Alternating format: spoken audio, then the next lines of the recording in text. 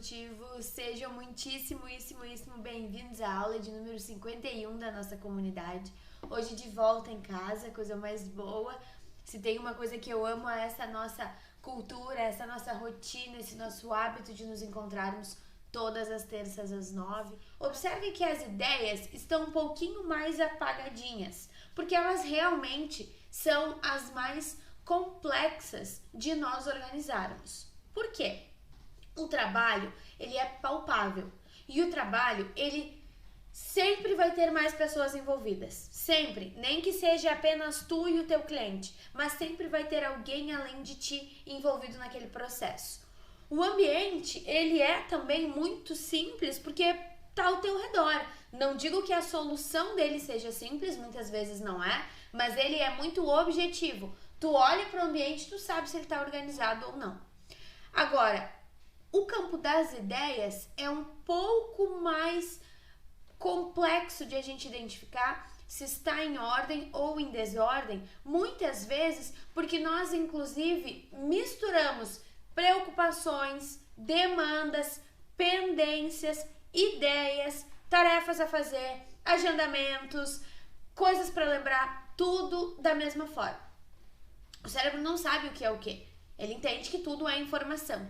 Então, é o nosso trabalho utilizar ferramentas e metodologias que nos ajudem a reduzir a nossa ansiedade, reduzir a nossa preocupação, estruturar as coisas de forma mais objetiva. O aprendizado, ele tem 3 situações, né? 3 momentos. Primeiro, eu reconheço algo. Eu já vi a Aline falando sobre isso. Depois eu compreendo realmente o conceito e depois eu produzo, ou seja, eu consigo pôr aquilo em prática na minha vida. Então, muitas vezes eu já reconheço, mas eu ainda não produzo. Ou eu já reconheço, mas eu ainda nem compreendi direito o conceito. Então, é por isso que é importante nós repetirmos algumas estratégias, repetirmos alguns conceitos, e é para isso que serve a aula de hoje. Então, tirem dúvidas e olhem na prática sobre como essas coisas estão acontecendo com vocês. Eu já falei várias vezes que o Trello, por exemplo, é uma ferramenta de gestão de projetos e não de rotina. O Trello é uma ferramenta que contribui com a gestão da organização do meu trabalho. Por quê? Eu posso ter ali os meus subprojetos e as minhas demandas passando de um prazo para o outro. Eu consigo visualizar bem. Por que muitas pessoas gostam de quadros físicos? Eu também gostava. Eu tinha um quadro no escritório, vocês devem lembrar isso há mais tempo. Hoje eu não tenho mais porque eu não estava usando como eu achei que eu usaria. Mas para algumas pessoas precisa ser palpável, para outras pessoas precisa ser digital, mas as informações precisam estar claras. Por isso eu digo que a esfera das ideias sempre vai requerer papel e caneta na mão. Ontem eu contei nos stories que surgiram 12 tarefas circunstanciais durante o meu dia. Ou seja, foram 12 coisas que as pessoas me pediram ou que eu tive de ideia enquanto eu trabalhava. Só que eu já tinha mais 14, se eu não me engano, tarefas importantes previstas para o dia. Tá certo que segunda não é o meu dia de agendamentos, mas as minhas tarefas não são curtas. Elas são tarefas complexas porque segunda é o meu dia de planejamento, né? Da aula, dos agendamentos, de conteúdo, enfim.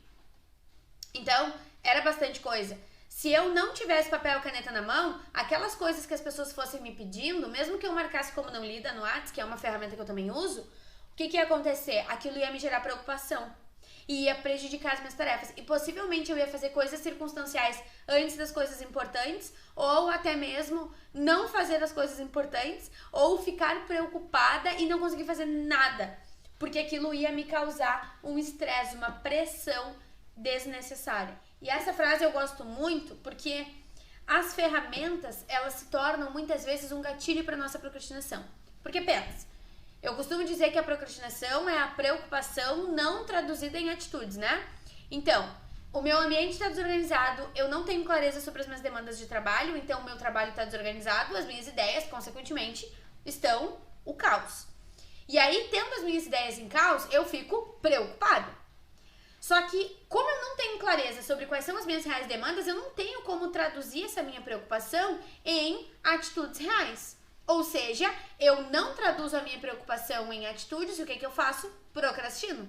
E aí, como o meu ambiente também está desorganizado, eu estou recebendo estímulos diversos para coisas que não vão me levar à construção dos meus resultados. E aí eu procrastino, vou me chamar.